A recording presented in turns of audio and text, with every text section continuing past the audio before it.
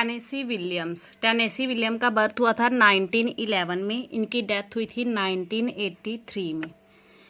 He was born on 26 March 1911 Palm Sunday in the rectory of doctor Walter Edward.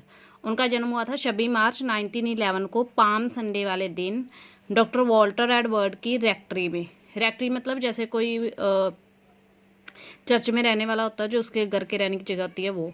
Who was the maternal grandfather in Columbus, जो इनके who was his maternal grandfather, जो इनके नाना थे Columbus में। Palm Sunday is, palm Sunday क्या होता है ये बता रखा है। कंसीडर्ड होली, उसे पवित्र माना जाता है पाम संडे को, बिकॉज ऑन दिस डे, क्योंकि इस दिन Jesus Christ enter Jerusalem, Jesus Christ ने जेरूसलेम में एंट्री की थी। It is the Sunday before Easter, ये वो संडे होता है जो ईस्टर से पहले आता है।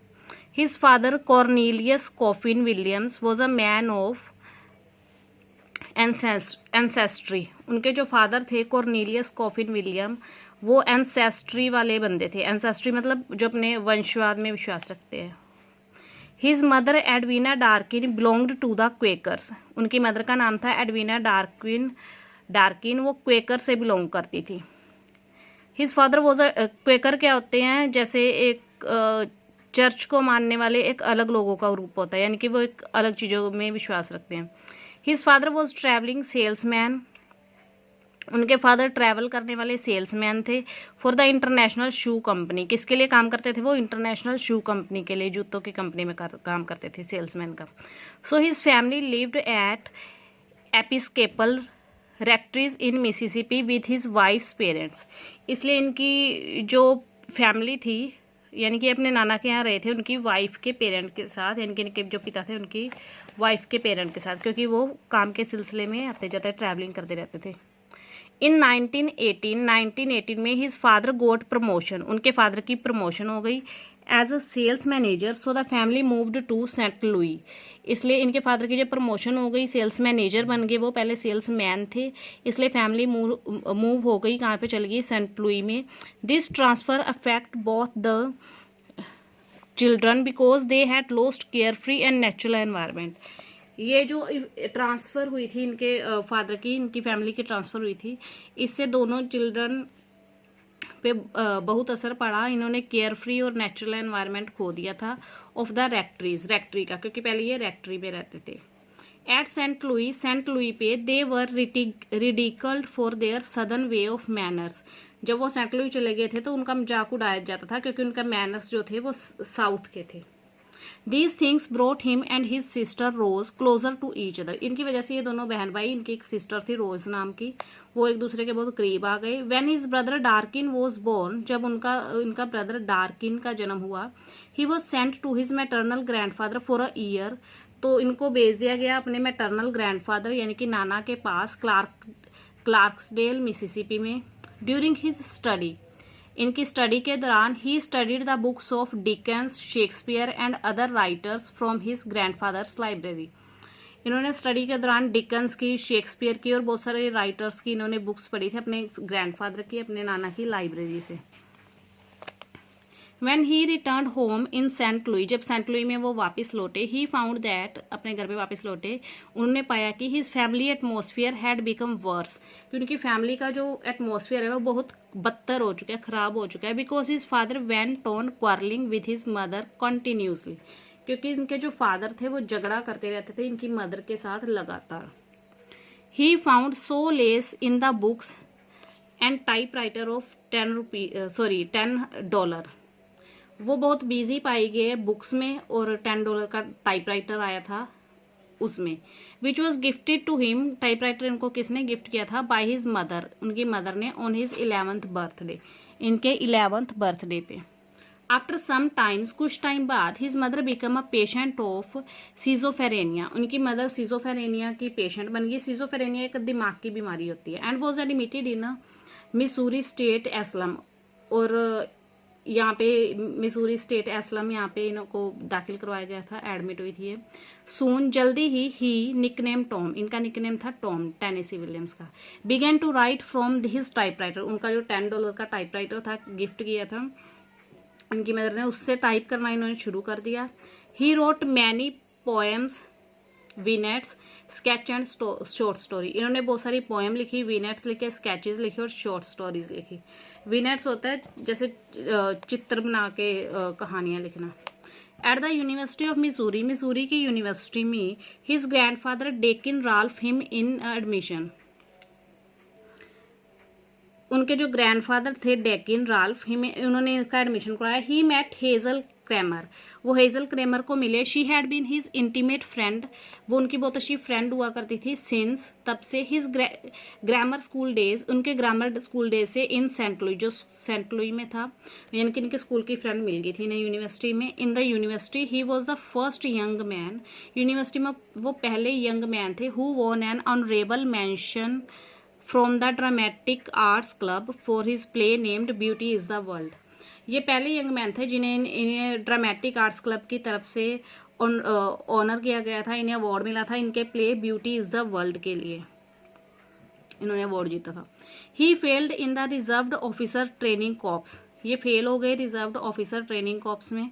बीइंग एंग्री, इससे गुस्सा हो गए। His father pulled him out of the school, इनके फादर ने इन्हें स्कूल से हटा लिया। And got a job at the international shoe company, और क्योंकि इसके फादर शू कंपनी में काम करते थे तो वहाँ पे इन्हें भी जॉब पे लगा दिया एज क्लर्क कम टाइपिस्ट, वहाँ पे ये क्लर्क और टाइपिस्ट का काम करते थे।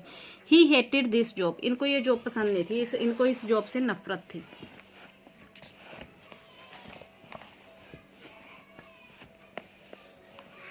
The marriage of his friend depressed him, इनकी जो फ्रेंड की मैरिज थी उसने इन्हें बहुत डिप्रेस्ड किया, ये दुखी हो गए, उस चीज़ से निराश हो गए। He had to remain in the hospital for 10 days, जिस टाइम उसकी मैरिज हुई इनको 10 डेज के लिए हॉस्पिटल रहना पड़ा। इन 1935 में ही रिजाइंड हिज जॉब, इन्होंने अपनी जॉब से रिजाइन कर दिया, इस्तीफा दे दिया। टू रिकवर हिज हेल्थ को रिकवर करने के लिए he went to stay with his grandfather Dakin, फिर ये अपने ग्रैंडफादर डेकिन के पास चले गए। Who were now living in Memphis, जो अब मैम्फिस में रहते थे। He met Dorothy Shapiro who worked in a little theatre named Rose Arbor theatre, he met Dorothy Shapiro जो कि एक थिएटर में काम करते थे रोज आर्बर थिएटर नाम के। ही रोट अ कॉमेडी, उन्होंने एक कॉमेडी लिखा था Cairo Shanghai Bombay to be played in theatre. Cairo Shanghai Bombay नाम का इन्होंने एक प्ले लिखा था थिएटर में प्ले करने के लिए। This play got some success, इस प्ले को कुछ सक्सेस मिली, सफलता मिली। एट द वाशिंगटन यूनिवर्सिटी में इन सेंट लुई में थी। He made friendship with Clark Mills McBurney, इनकी फ्रेंडशिप हो गई, दोस्ती होगी क्लार्क मिल मैकबर्नी से। ड्यूरिंग दिस टाइम, इस टाइम के दौरान ही रोट अ प्ले, इन्होंने एक प्ले लिखा कॉल्ड द मैजिक टावर के नाम से। इन अ प्ले राइटिंग कॉन्टेस्ट, एक प्ले राइटिंग कॉन्टेस्ट हुआ था, कॉम्पिटिशन हुआ था, conducted by the theatre guild of Webster groove. Guild of Webster groove नाम के थिएटर ने ये कंपटीशन कंडक्ट किया था मिसूरी में। He won the first prize for this play, इस प्ले के लिए इन्होंने फर्स्ट प्राइज जीता था। ये जो कंपटीशन हुआ था इस थिएटर के द्वारा, इन्होंने उसमें फर्स्ट प्राइज जीता। He was introduce in mummers, उनको ममर्स में इंट्रोड्यूस करवाया गया। A little theatre group of, Mummers क्या था, छोटा सा थिएटर ग्रुप था सेंट लुई में। He continue to write play in college में भी इन्होंने प्ले लिखना कंटिन्यू रखा, जारी रखा। Soon he got tired of this life, जल्दी ही ये इस लाइफ से तंग आ गए। And left the Washington university, और इन्होंने वाशिंगटन यूनिवर्सिटी छोड़ दी। व्हेन ही रिटर्न्ड होम, जब वो घर वापस आए, the atmosphere there was unbearable, वहाँ का जो एटमोसफियर था, वातावरण था, वो असहनीय हो गया था, देखने मतलब सहन करने लायक नहीं रहा। His father discouraged him for writing, इनके जो फादर थे वो इन्हें राइटिंग के लिए डिस्करेज करते थे, यानी कि डिमोटिवेट करते थे, उन्हें पसंद नहीं था इनकी writing.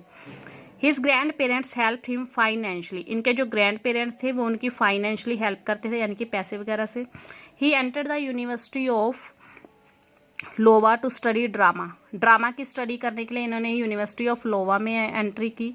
To meet his expenses, अपना खर्चा उठाने के लिए। He worked in the Iowa state hospital cafeteria, Iowa state hospital cafeteria में इन्होंने काम किया। There he completed his graduation, वहाँ पे इन्होंने अपनी ग्रेजुएशन कंप्लीट की। इन द समर्स 1938 में समर में। इन द फॉल ऑफ 1938 के मतलब एंड में ही लेफ्ट सेंट लुई, इन्होंने सेंट लुई छोड़ दिया, एंड हिज होम, और अपना घर भी, फॉर एवर, हमेशा के लिए। He won an award from the Group Theatre से इन्होंने एक अवार्ड जीता। इन द स्प्रिंग ऑफ 1943 में, बसंत की ऋतु में, स्प्रिंग में, Audrey would Williams New York theatre agent स्क्योर्ड for him in a film company in Hollywood. Audrey would William New York theatre का agent था, उन्होंने इसके लिए हॉलीवुड कंपनी में एक फिल्म सिक्योर की थी। He got great success with his play the Glass Menagerie, इनका जो सबसे फेमस प्ले था वो था द ग्लास मैनेगरी, इसके लिए इन्हें बहुत सक्सेस मिली। He continue to write until the death, मरते दम तक ये लिखते रहे थे। ऑन 26 फरवरी 1983, इनकी डेथ हुई थी 26 फरवरी 1983 में, बाय एक्सीडेंटल चोकिंग से, इनके एक्सीडेंटली चोक हो गया था, कुछ फंस गया था इनके गले में से। वर्क्स क्या इनके, a street car name desire 1947 में पब्लिश हुआ था। समर एंड स्मोक 1948 में पब्लिश हुआ था। एक्सटेंट्रिसिटीज ऑफ अ नाइटिंगेल 1964 में पब्लिश हुआ था। द रोज टैटू 1951 में पब्लिश हुआ। Camino Real 1953, Cat on a Hot Tin Roof 1955, Garden District 1958, Sweet Bird of Youth 1959, Period of Adjustment 1960, Night of the Iguana 1961, The Milk Train Doesn't Stop Here Anymore 1962 में publish हुआ था। Slapstick Tragedy 1965, The Seven Descendant of Martyry 1968, In the Bar of a Tokyo Hotel 1969, Small Craft Writing 1972, The Red Devil सेट्रीसाइन 1975, wax carry 1977, Creve Coeur 1978, Clothes for a Summer Hotel 1918।